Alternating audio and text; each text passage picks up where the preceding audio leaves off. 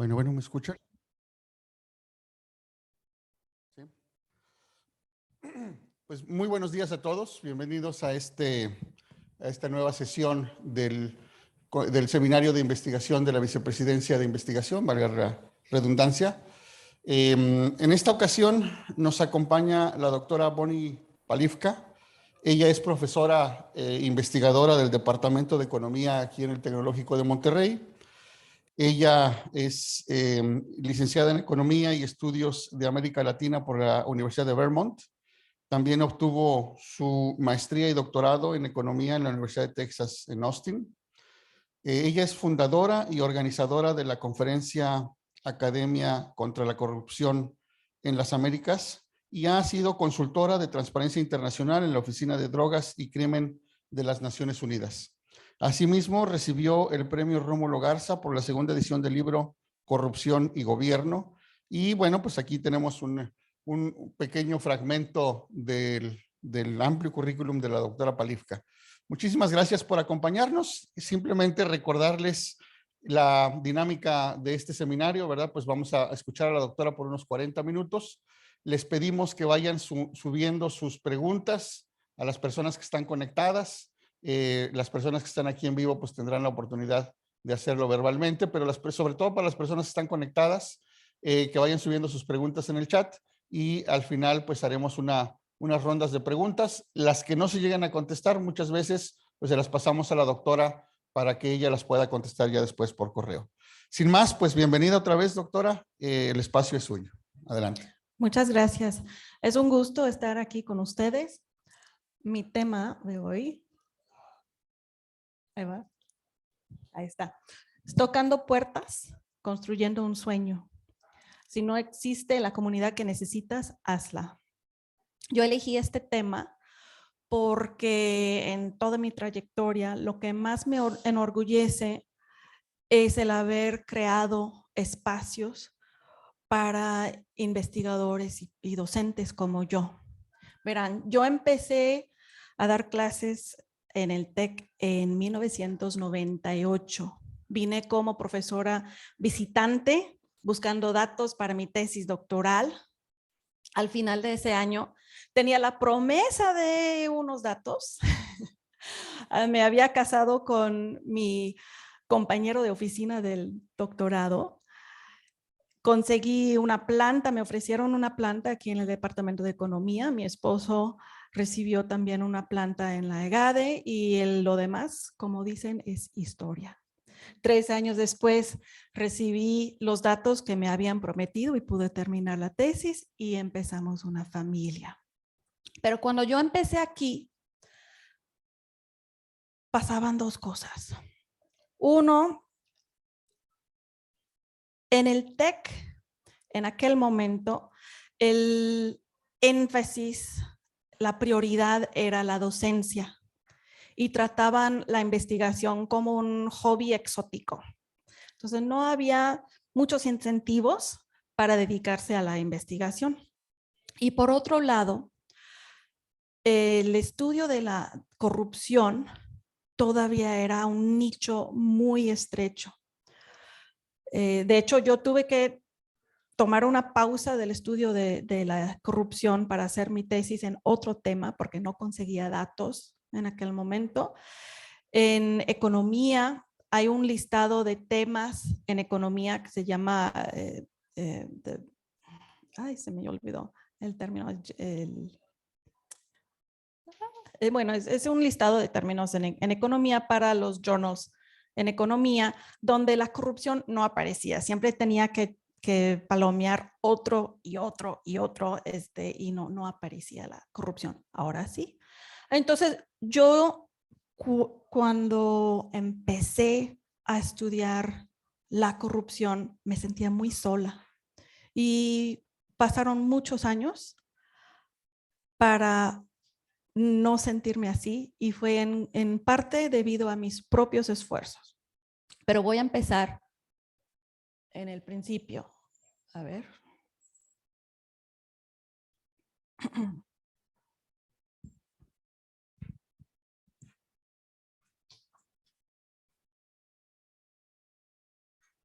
Ya. no estaba prendida. Lo que detonó mi interés en el estudio de la corrupción. Durante el doctorado, en una clase de historia económica, desde la perspectiva de la economía institucional, una lectura de las tantas lecturas de esa materia, no, gracias, fue un artículo llamado simplemente Corruption. Y me fascinó porque yo había sufrido un caso de corrupción unos años antes. Fue para mí algo totalmente extraño, habiendo crecido en Estados Unidos. Y me dio muchísima curiosidad. Y el saber que se podía estudiar eso desde la disciplina de la economía me pareció interesantísimo. A partir de ahí, todos mis trabajos finales tenían tema de corrupción. Iba a hacer una tesis en corrupción, pero como ya mencioné, no conseguía los datos. Entonces, cambié de tema para mi tesis, vine al TEC de Monterrey y ya cuando terminé mi tesis en economía laboral, reanudé el estudio de la corrupción.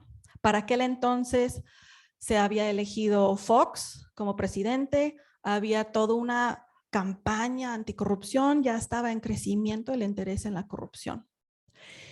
Y entonces yo decidí, no, otra, por favor, abrir un nuevo camino. Y le pedí a mi director de departamento permiso para crear lo que llamaban en aquel entonces un tópico en corrupción. La economía de la corrupción se llamaba. Entonces, empecé a dar ese curso con este libro de texto. Corruption in Government, Causes, Consequences and Reform, de Susan Rose Ackerman. Una publicación de 1999. Fue para mí la mejor fuente de información, aunque es economista, es un libro multidisciplinario. Entonces, empecé a dar esta clase en 2004 en el TEC. Unos años después, me enteré de una oportunidad. Había una convocatoria para profesores del TEC para impartir una materia en la Universidad de Yale en los veranos. Entonces hablé con mi esposo. Cuando salió la convocatoria, nuestro hijo menor tenía meses de edad. Le dije, ¿cómo ves? ¿Me lanzo? Y me dijo, sí, claro que sí, vámonos. Entonces yo sin mucha esperanza mandé este curso a la convocatoria y para mi sorpresa fue aceptada. Ahí está. No.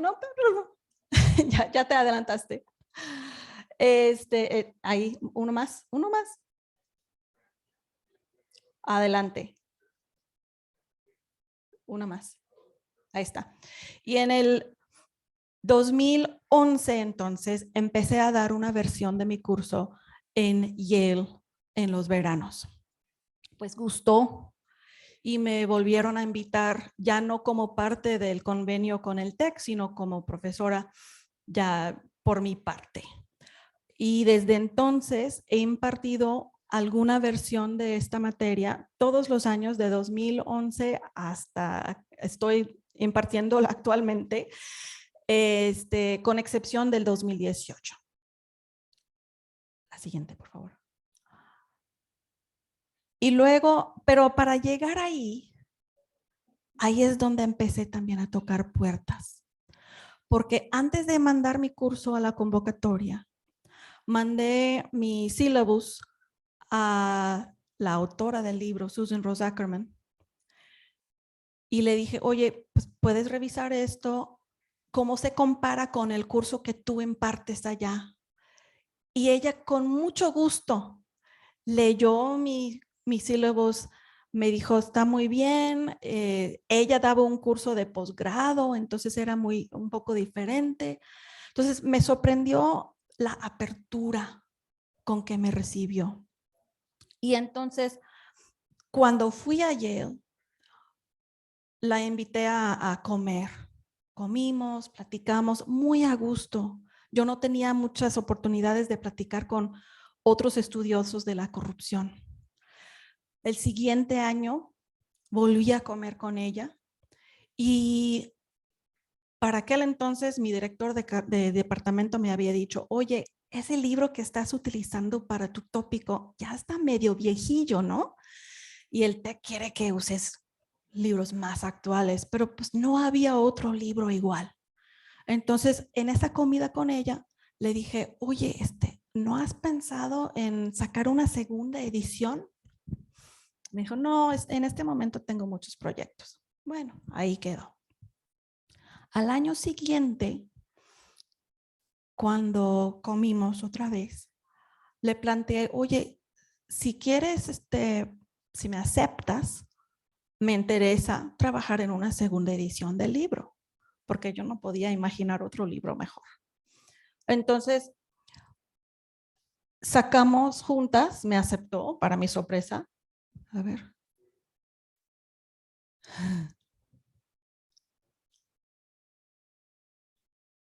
La segunda edición del libro. Duplicamos la primera edición porque la primera era tan buena que casi no descartamos nada y nada más la actualizamos con 15 años de estudios y de casos y de datos, porque en 1999 pues no había casi datos y ella no hablaba de los datos. Tenemos toda una sección ahora sobre los datos. Y ahí estamos en el lanzamiento del libro en mayo del 2016. Entonces, mi primera sorpresa fue esa, que ella me abrió su puerta, pero no termina allí, porque también me abrió otras puertas. Ella, cuando la invitaban a eventos y ella no podía asistir, me recomendaba. Entonces, por ejemplo, me recomendó con Frank Fariello del Banco Mundial para un proyecto que se llamaba Drivers of Corruption. Yo asistía a ese seminario 3 años seguidos y de ahí se derivó la publicación de una reseña de reporte de ese proyecto. También cuando Matthew Stevenson de Harvard University la invitó a participar en la producción de unos módulos educativos sobre corrupción, también me recomendó a mí. Entonces, en ese proyecto participé en la redacción de 2 de los módulos. Bueno, redacté 2 módulos y luego revisé otros, pero conocí en las reuniones a toda una serie de otras personas de mi mismo tema. Y de ahí se derivaron invitaciones para redactar capítulos. Entonces tengo pues el primero fue con Adam Graycar, quien también participó en el proyecto. Él me invitó a contribuir un capítulo que es sobre la corrupción y el crimen organizado en México. Tengo actualmente en proceso un capítulo en coautoría para el Routledge Handbook of Public Procurement sobre compras públicas en México. Y también de ahí conocí a una persona que era docente en la International Anti-Corruption Academy, también cerca de Viena. Y a través de ella se me abrió la puerta a la supervisión de tesis en esa academia. Entonces, una puerta te abre a otra. También Matthew Stevenson es el responsable del Global Anti-Corruption Blog, que es un blog sobre la corrupción que publica casi a diario. Y de ahí tuve la oportunidad de publicar un par de veces. Siguiente, por favor. Luego hubo un conflujo de eventos. En el 2016, yo asistí a la Conferencia Internacional Anticorrupción que organiza Transparencia Internacional aproximadamente cada 2 años. Esta vez fue en Panamá. Y como estuvo relativamente cerca, me atreví a ir. Mis niños todavía estaban chiquitos y no quería alejarme mucho, pero a Panamá sí. Entonces, en esta conferencia, bueno, reunía no solo a académicos, sino principalmente a los que participan en la anticorrupción, organizaciones, elementos gubernamentales, etcétera. Pero en una de las ponencias, escuché el comentario de la doctora Louise Shelley como miembro de la audiencia y ella dijo, me da mucho gusto ver tantos docentes aquí porque es muy importante para el futuro la formación de estos jóvenes en temas de anticorrupción y necesitamos dar más apoyo a la docencia anticorrupción. Entonces, eso se me quedó grabado. Y luego, en el 2017, cuando estaba en Viena para lo de los módulos anticorrupción, platicando con Matthew Stevenson, él también había estado en esta conferencia y estuvimos lamentándonos de que, bueno, sí, está padrísima esa conferencia, pero no es una conferencia académica. Y hay una diferencia. Y también nos lamentamos de que para asistir a una conferencia académica en anticorrupción, pues había que viajar hasta Europa o Asia o África, donde la gran mayoría de estas conferencias toman lugar. Entonces, como que junté estas dos experiencias y decidí que pues hacía falta una conferencia anticorrupción multidisciplinaria en las Américas.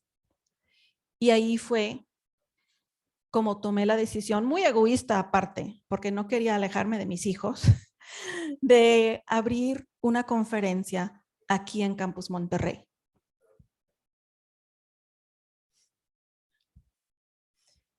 Y decidí llamarlo Académica contra la Corrupción en las Américas.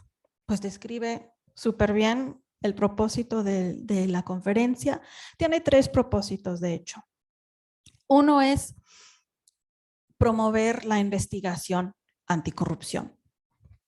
Otra es promover la docencia anticorrupción. Y la tercera es crear una red anticorrupción de estos académicos principalmente. Entonces, empezamos en el 2018 y por supuesto los primeros ponentes magistrales fueron Susan Rose Ackerman y Matthew Stevenson, miembros de mi red personal, pero también académicos muy reconocidos. En el 2019 invité a Louise Shelley con base en ese comentario que había realizado en la conferencia en Panamá. La invité a hablar sobre la importancia de la docencia anticorrupción y habló de otros temas también. Ella es una experta en anticorrupción y antiterrorismo. Tiene un centro de investigación en George Mason University que se dedica a estos temas. Claudia Escobar fue invitada después de enviar una propuesta para presentar en las sesiones paralelas. Me impresionó su perfil y cómo escribía. Ella, para los que no la conocen, fue magistrada en Guatemala y ahora vive en exilio en Estados Unidos tras haber denunciado corrupción en el sistema judicial en Guatemala. Entonces, ella vino y habló de la corrupción y el crimen organizado en Guatemala.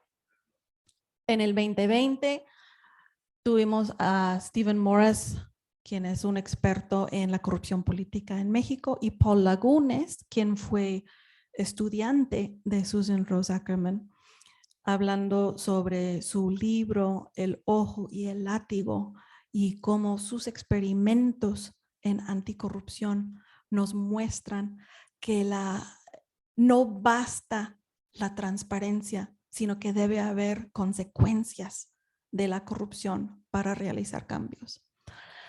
En el 2021 participó en línea Michael Johnston, quien es un gigante de la política de la corrupción. Isa Luna Pla está en la UNAM y ella habló sobre el uso de los Big Data, el uso de la inteligencia artificial para identificar las redes corruptas. En el 2022, ya este año tuvimos 3 ponencias magistrales, uno en español a cargo de David Arellano Gold, quien está en el CIDE, uno en inglés con Liz David Barrett y Missy Fasecas sobre otra vez el uso de datos, y en portugués por primera vez tuvimos a Matthew Taylor y Luciano Darros hablando sobre lecciones de Brasil para América Latina. ¿Otra más?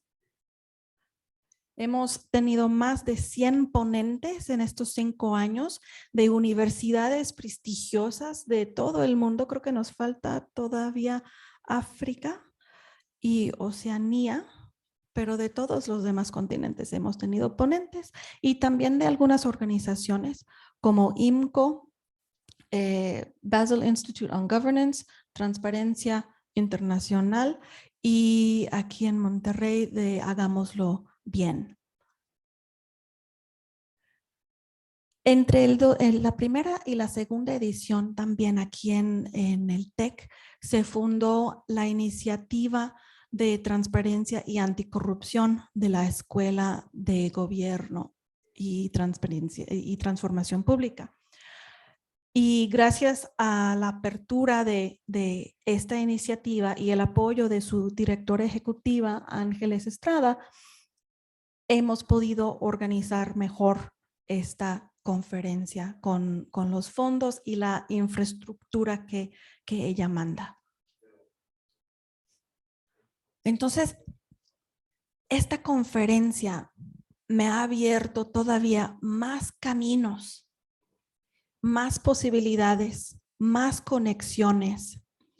Tenemos un grupo en WhatsApp de los exponentes de la conferencia con 55 miembros. Tenemos un grupo en LinkedIn que es abierto a todo el público, que ya al día de ayer tenía 266 miembros. Ahí es un espacio para compartir eventos, publicaciones, convocatorias y oportunidades de empleo. Me ha abierto la posibilidad de más publicaciones. Otra vez, me invitan a escribir capítulos, a contribuir a enciclopedias, etcétera. Y también me ha abierto también la posibilidad de escribir en coautoría con ponentes de esta conferencia. Me han invitado a otras conferencias, inclusive como ponente magistral. Me han invitado a impartir módulos para cursos en Colombia, Brasil y México. Me han dado entrevistas también en Perú, en Argentina. Me ha abierto la posibilidad de ser lectora o supervisora de tesis, y también yo lideré un equipo de 15 miembros del ACA en la elaboración de una propuesta de fondos de Estados Unidos, que lamentablemente no ganamos, pero fue una experiencia muy, muy enriquecedora. También en cuanto a las conferencias, organizamos y participamos un grupo de miembros del ACA en un panel de Latin American Studies Association, de su conferencia. Y entonces me ha abierto más puertas esta conferencia, y ahora tengo una red mucho más amplia y cuando me interesa un tema en particular, ya tengo pues un listado de gente a quien contactar. Cuando tengo una idea para publicar, ya puedo buscar a esas personas. Y ellos también, por ejemplo, Louise Shelley y Claudia Escobar, quienes ambas fueron ponentes en el mismo año, creo que ya se conocían antes, pero ya trabajan juntas. Claudia Escobar ya está trabajando en el centro TRAC que maneja Louise Shelley. Entonces, también entre los otros integrantes se han generado sinergias y seguramente muchas sinergias que yo todavía ignoro. Entonces, para concluir y dejarles probablemente mucho tiempo para preguntas y respuestas, los puntos principales con los que quiero dejarles es, primero, es sorprendente cuántas puertas se te abren si tan solo te atreves a tocarlas. Cuando escribo a un estudioso de la corrupción, suele ser muy interesado en platicar sobre ese tema. Segundo punto, un encuentro te lleva a otro. El libro, tan solo ser la coautora de ese libro, me convierte en experta internacional. Ha sido traducido al español, al chino y al portugués. Entonces, en todas las Américas ya conocen mi nombre. Pero también la conferencia me abre una y otra puerta. Me invitan, por ejemplo, a ser comentarista de un libro en un evento en el Perú. Y eso le da gusto al autor del libro. Entonces, él me invita a participar en otra presentación del libro. Y luego el mes pasado me invitó a participar en una mesa redonda, una reunión de planificación para una estrategia, para proponer un proyecto muy importante. Entonces, cuando tú también aceptas las invitaciones, no sabes hasta dónde te puede llevar. Y finalmente, el TEC te abre puertas. Si no fuera, uno, por el prestigio del TEC y dos, por esa convocatoria de participar impartiendo un curso en Yale University, probablemente mi camino hubiera sido muy, pero muy diferente. Entonces hay que aprovechar esas puertas que te ofrece el TEC y atrévete a tocarlas. Muchas gracias.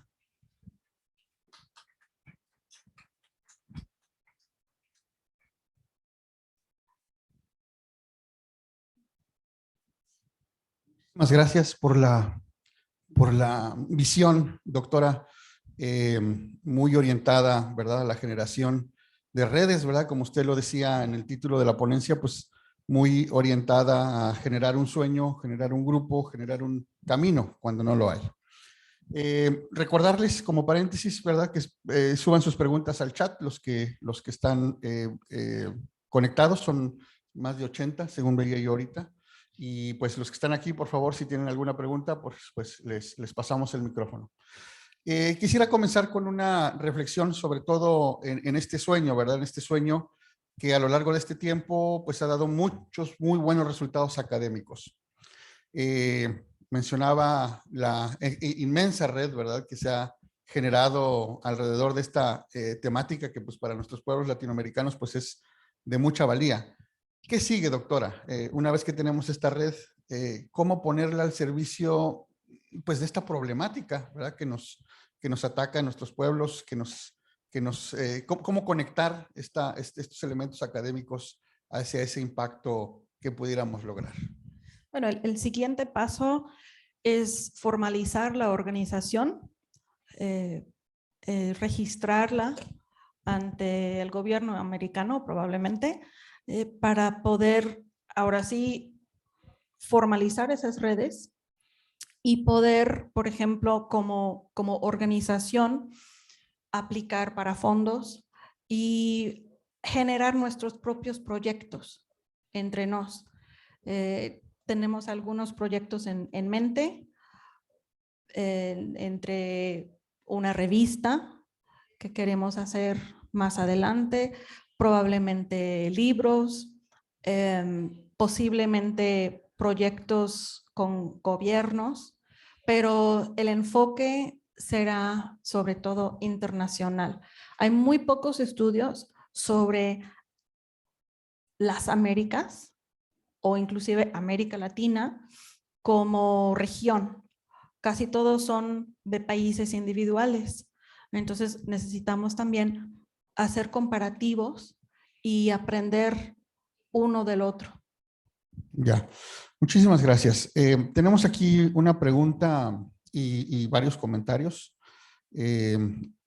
No tengo aquí los nombres, pero yo creo que los podemos ver ahí. Gran inspiración, doctora. Es un gran ejemplo a seguir. Muy interesante e inspiradora. Y tenemos una pregunta. ¿Cuáles son los principales retos a los que usted se ha enfrentado para crear una red académica como la que usted mostró? Uno de los retos ha sido lograr que los otros integrantes participen. Tenemos muchos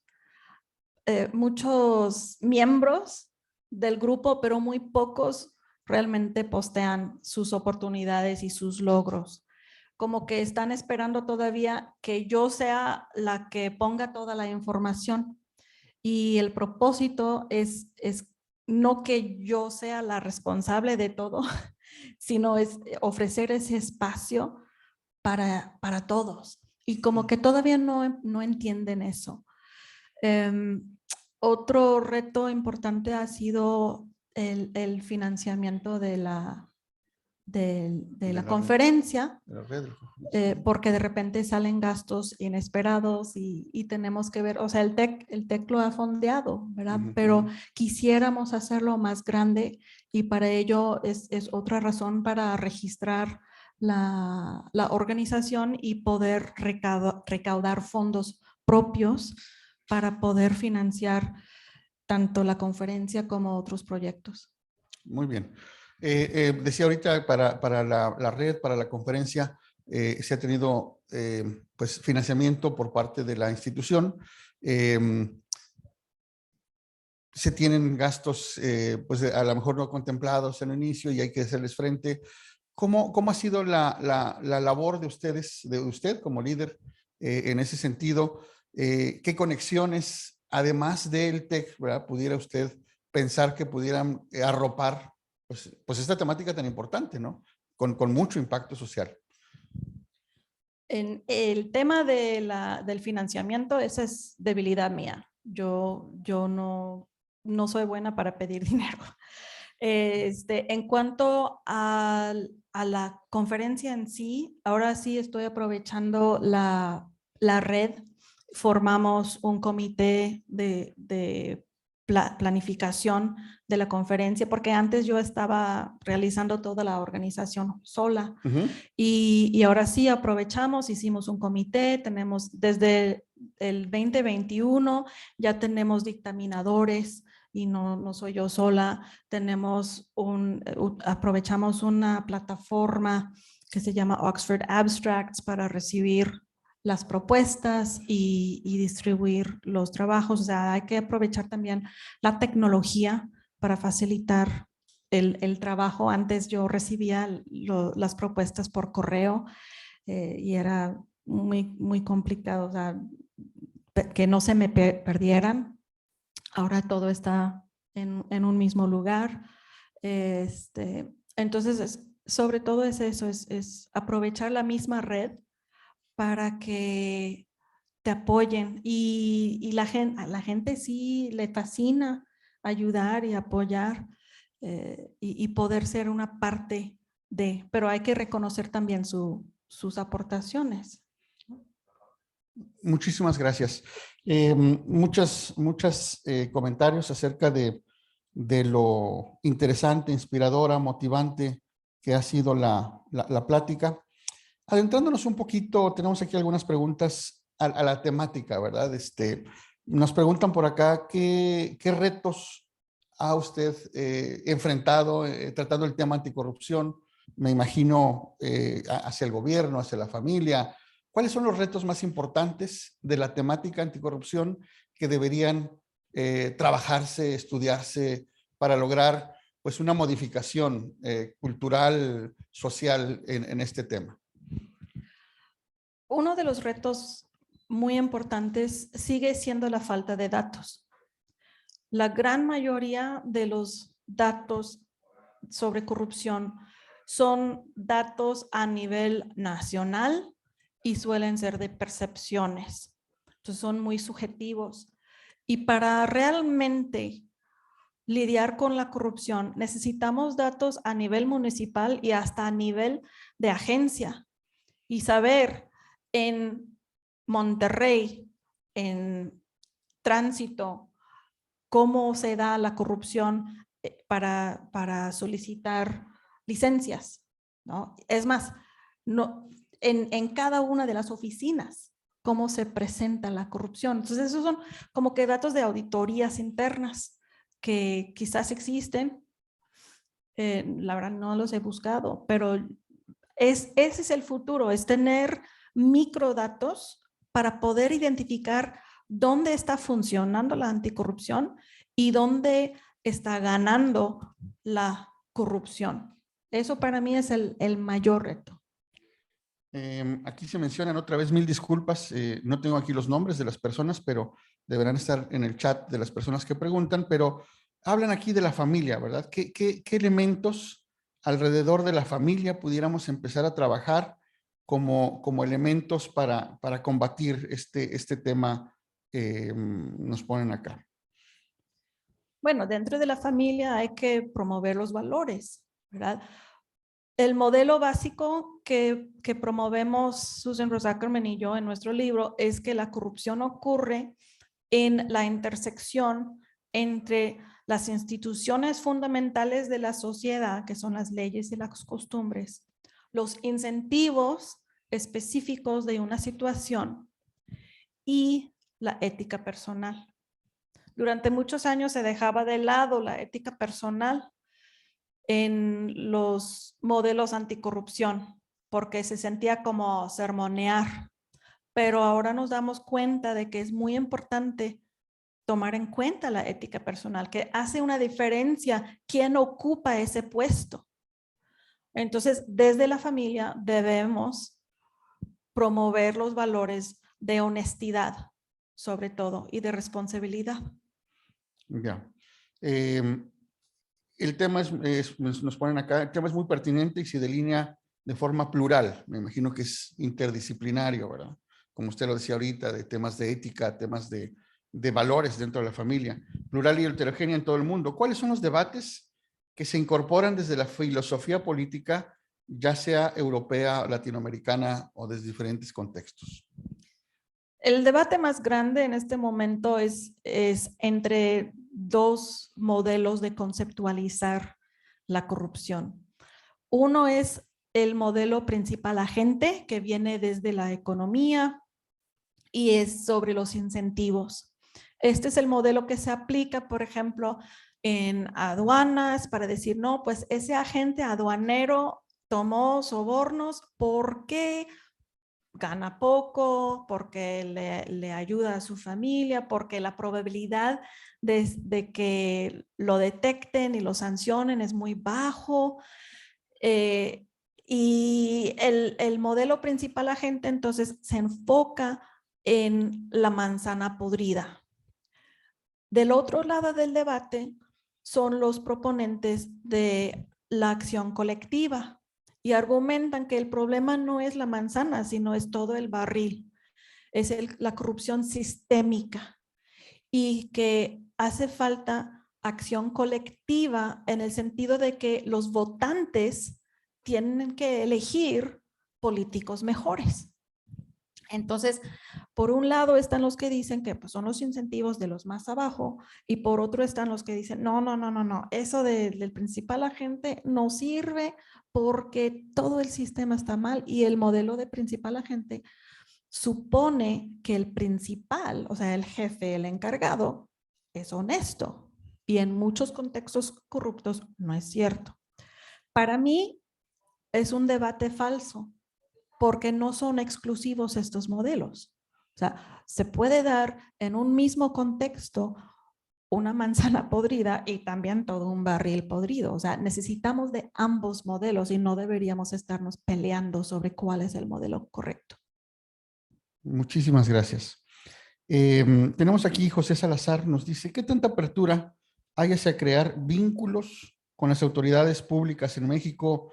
Y lo conecto con varios otros comentarios a nivel municipal, a nivel estado, regional, a nivel federal. No sé si sea pregunta personal o en cuanto a la comunidad anticorrupción. Yo creo que es la comunidad. O sea, Bueno, ok. Parte de las redes que dejé de lado en esta presentación fue mi inserción en la sociedad civil. En parte debido al éxito del libro, me invitaron a participar en 3 organizaciones distintas de la sociedad civil regia que sí están interactuando con el gobierno. Una fue, por ejemplo, la Coalición Anticorrupción, que sigue en existencia, más ya no pude seguir por cuestiones de agenda.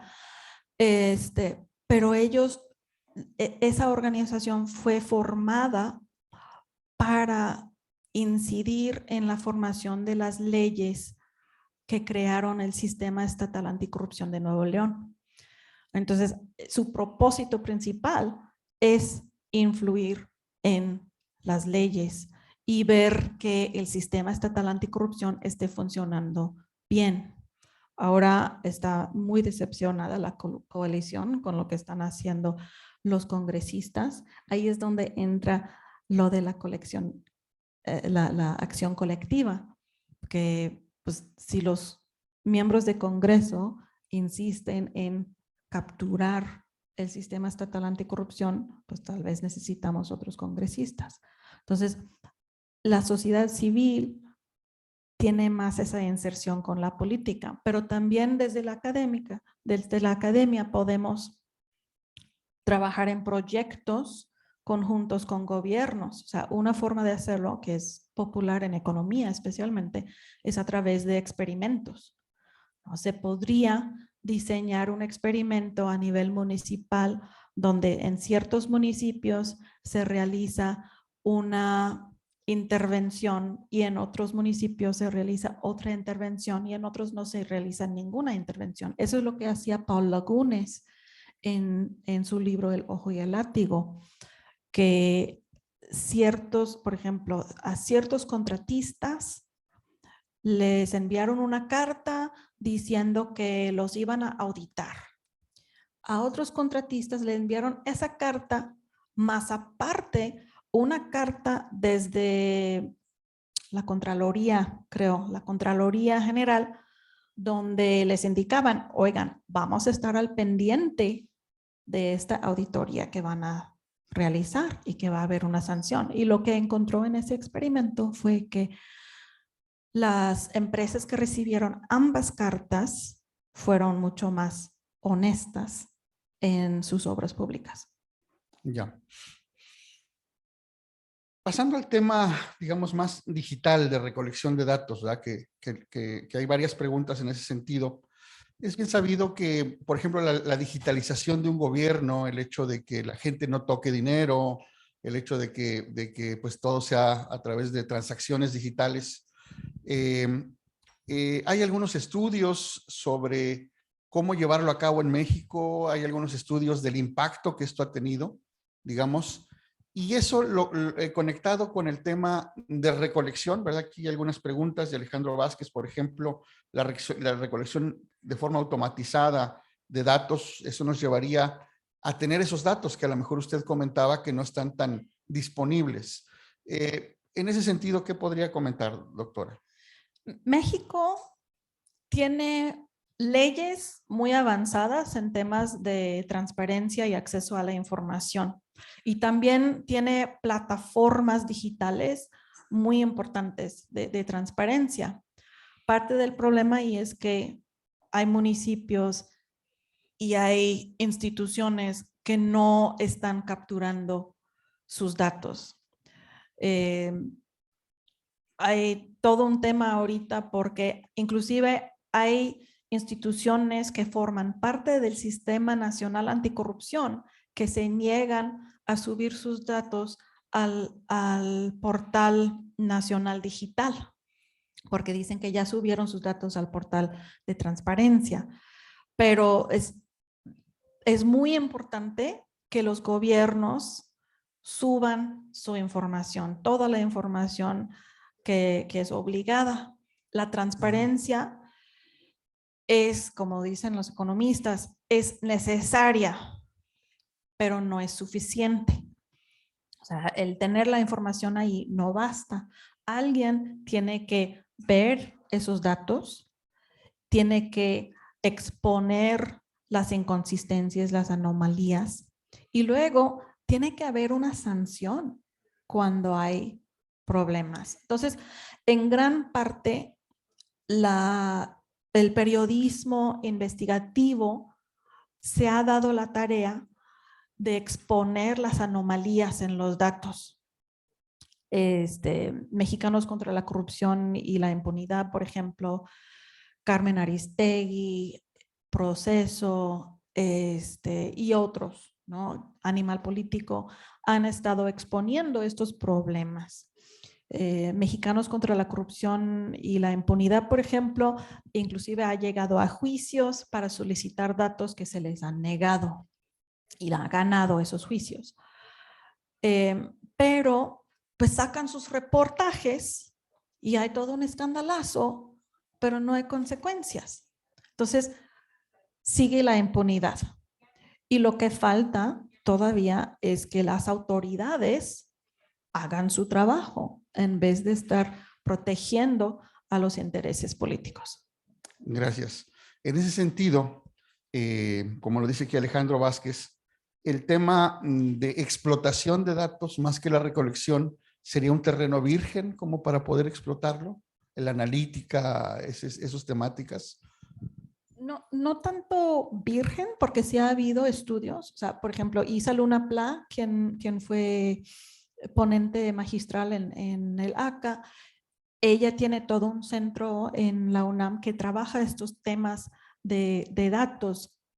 Liz David Barrett y Michi Farsecas, quienes presentaron este año, también han desarrollado 2 plataformas internacionales que aprovechan los datos públicos sobre contratos de obra pública.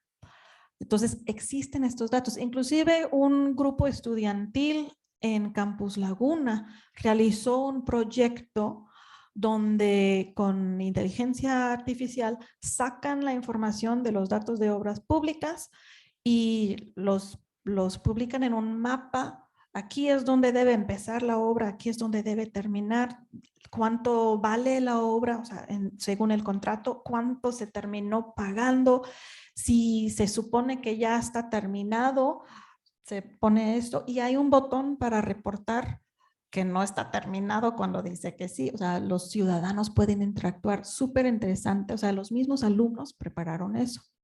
O sea, hay muchas oportunidades. No es totalmente virgen, pero sí hay muchísimas oportunidades para aprovechar estos datos. Inclusive, bueno, otro más. Hubo un reportaje, un estudio hace un par de años a cargo de Viridiana Ríos para Oxfam, donde utilizaron datos de las mismas auditorías estatales para exponer dónde hay más irregularidades en el manejo de fondos públicos. Pero igual, o sea, sale el reporte y no pasa nada. Ya. Pues muy interesante estas temáticas. Ya se ha expuesto aquí, ¿verdad? Como dice Natalie Galeano, cómo involucrar estos temas a los alumnos, ¿verdad? O sea, yo creo que es tan vasto que yo creo que aplicaciones de este tipo que ya comentó, ¿verdad? Donde los alumnos puedan participar exponiendo, analizando con estas aplicaciones que a lo mejor hasta tiempo real podemos decir a los propios ciudadanos, ¿no? Aquí no está terminado, etcétera. Pero también, ¿verdad? Este es, digamos que el uso de los datos a posteriori, le voy a poner yo el nombre, pero podemos utilizar también los datos a priori, con objeto de limitar también la corrupción, ¿verdad? O sea, que el modelo de datos nos arroje elementos como para prevención más que para penalización, digamos. Ahí hay algo que usted sepa que se ha utilizado. De hecho, el modelo que presentaron Liz, David Barrett y Mishifa Secas fue precisamente sobre banderas rojas en obra pública. Entonces, ¿cuáles son las características que deben ser una alerta? Por ejemplo, si el tiempo desde que sale la convocatoria hasta el límite para mandar propuestas es muy corta, esa es una bandera roja. Si hay un solo postulado, esa es una bandera roja. Cuando tienes un grupito de empresas que siempre ganan y parece que se están rotando entre sí, es otra bandera roja. Cuando hay una empresa que apenas se acaba de fundar, o especialmente si se funda justo después de una elección y luego empieza a ganar las convocatorias, las licitaciones, esa es otra bandera roja. Hay mucho que se puede aprovechar y de hecho pero muchas veces esto es ya después de que hayan ganado al menos una convocatoria, es cuando aparecen en las bases de datos de transparencia. Correcto. Les recuerdo a las personas que están aquí presencialmente, si tienen alguna pregunta, por favor levanten la mano y les hacemos llegar un micrófono para que también participen, porque puras preguntas de las gentes que están conectadas, ¿verdad? Entonces, también para darle un poco más de equilibrio. Dice Raúl Gómez, y es un poquito largo, hace algunos años cuando en el TEC se comenzó a hablar de la ética, época en que, como dice la doctora, la investigación en el TEC no era tan considerada. Entonces, a pesar de ello, hubo una reunión en Campus Monterrey donde algunos profesores nos reunimos para ver cómo hablar de la ética en nuestros cursos. Fue sorprendente para el doctor, fue sorprendente para mí, dice, varios profesores y para varios profesores ver las diferentes formas y ejemplos de cómo hablar de la ética en nuestros cursos. En particular, desde entonces, abro un paréntesis, en mis cursos de probabilidad estadística para hablar de la ética en el manejo de datos y la información. Y por lo tratado en esta conferencia, agradezco la plática. Muchas gracias, doctora, porque ahora tengo más elementos para cerrar ese paréntesis. Tenemos una última pregunta por acá que habla de impunidad. Dice, México avanzará a evitar la corrupción, es pregunta, porque hubo una promesa política, pero sigue siendo impunidad, ¿no? Sigue habiendo impunidad, perdón. Y eso me conecta con este tema yo lo he encontrado varias veces leyendo algunos artículos, ¿verdad? Corrupción o impunidad, ¿qué es primero? O cómo se combate uno, cómo se combate el otro. Entonces, ¿qué podría decir en esa conexión? Pues van de la mano. En el libro hacemos referencia a muchos círculos viciosos, ¿no? Y la corrupción alimenta la impunidad y la impunidad permite la corrupción. Lo mismo pasa con el crimen organizado, ¿no? La corrupción deja un vacío, el gobierno no cumple con su deber, eso deja abierta la puerta al crimen organizado, el crimen organizado empieza a cumplir con las necesidades de la sociedad mejor que el mismo gobierno, se vuelve más legítimo el crimen organizado que el gobierno, infiltra el gobierno y corrompe más al gobierno y es un círculo vicioso hasta una espiral viciosa. Lo mismo pasa con la impunidad y la corrupción, lo mismo pasa con la ética y la corrupción. Quiero mencionar que también estoy viviendo lo que predico en la conferencia, porque uno de los propósitos de la conferencia es promover la docencia anticorrupción. Además del curso de verano que doy en Yale, ahora en el TEC tenemos una materia de educación básica que se llama anticorrupción en gobierno, empresas y sociedad, que ya tiene no sé cuántos grupos, no tengo el dato ahorita todavía, pero estamos impartiendo en varios campus alrededor de la República y son cientos de estudiantes que están tomando esta materia cada semestre. Entonces, estamos poniendo esa pequeña semilla en estos jóvenes para que se lo lleven y que queden sorprendidos con cómo funciona la corrupción y de nuestra responsabilidad como ciudadanos, empresarios y servidores públicos de resistir, prevenir y combatir la corrupción. Pues excelente. Yo creo que en este tema, con tanto, que al ser una gran problemática social, nos pone enfrente de nosotros pues un gran reto, challenge, ¿verdad? Como tal, yo creo que desde la academia lo que podemos escuchar ahora pues es esta gran labor que a lo largo de los años ha llevado usted y su grupo, doctora, que académicamente han tenido, como lo dicen aquí algunos comentarios, el objetivo de desarrollar la investigación. Yo creo que al ser un problema tan complicado, yo creo que valdría la pena, con objeto de multiplicar ese impacto social, que digo que lo están haciendo ahorita con los grupos, con algunos elementos, conectarlo con otras disciplinas, ¿verdad? A lo mejor para que pueda multiplicarse ese impacto que yo creo que es tan necesario para esa gran problemática. Gran labor, ¿verdad? Al construir esa red, ¿no? Que usted tiene y que está teniendo ya un impacto académico y de investigación muy importante. Y bueno, pues en nombre de la Vicepresidencia de Investigación, por temas de tiempo, vamos a cerrar con esa reflexión.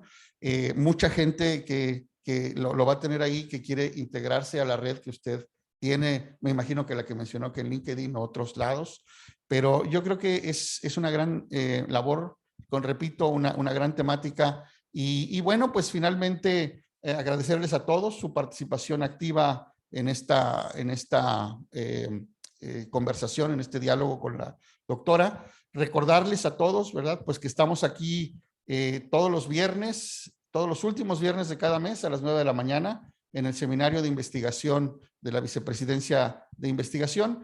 En el mes de julio vamos a tener un receso, pero nos vemos aquí en agosto para continuar mes a mes, pues llevando a cabo esta investigación desde los diferentes profesores, grupos, ahora institutos, que nos permite pues darnos una idea de la gran labor que llevan a cabo los profesores, los alumnos para el impacto de nuestra sociedad.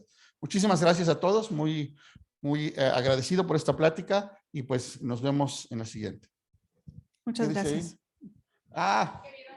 Aquí está conectada mucha gente. Muchas gracias. Un aplauso a la doctora, por favor.